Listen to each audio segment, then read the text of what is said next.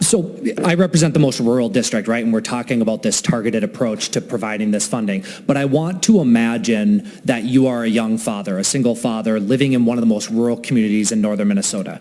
You have young kids, you're trying to afford childcare that's probably not even available. You have rising property taxes because your community is losing a population base. And meanwhile, you see the trucks coming into your community, opening up million-dollar homes on the lakefront that is nearby in your community. And then you're being asked by your local school district to fund an operating levy just to keep the teachers employed so that your kindergarten class for your daughter doesn't have 26, 27, 28, 30 kids in it. And you're being asked to take on that burden. Meanwhile, the wealthiest Minnesotans from the Twin Cities or from outside the state are moving into your community, into some of the wealthiest places, in some of the most beautiful places that you're trying to enjoy as well. So that's what this bill is about. And what happened in 2001 and 2002 is a shame, and I just want to talk about it very briefly.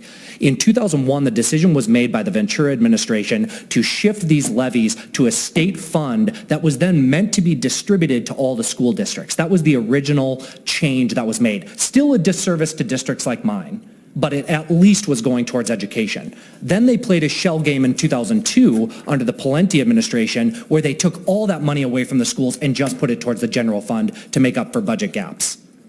So that's how these things happen. It's a slippery slope of trying to mitigate budget disasters, but taking away from some of the most rural places that rely on this funding and creating these inequities. So I just want to make this point that this is truly an equity issue, and we don't talk enough about equity issues when it comes to rural versus some of our most wealthy parts of our state, and we need to have that conversation. So I'm really hoping, despite some of our budget challenge, that we fix this problem that was created in the early 2000s and come up with an easy way for us to fix the biggest problems for some of our school districts while not spending hundreds of millions of dollars on an equalization formula. So Madam Chair, that's my plea to the committee, and I really hope that we can help some of the schools struggling the most.